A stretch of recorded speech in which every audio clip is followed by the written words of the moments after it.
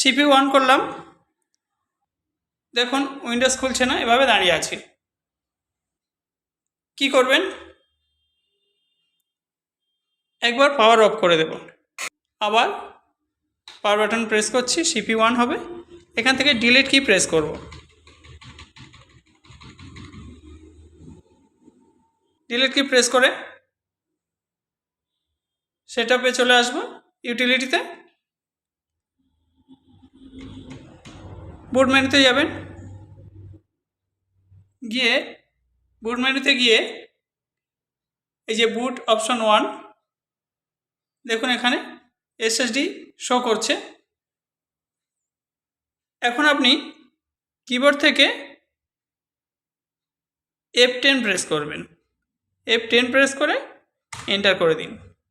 দেখুন সঠিকভাবে উইন্ডোজ খুলে যেতে পারে, একবার ট্রাই করে দেখুন। উইন্ডোজ খুলে গেল।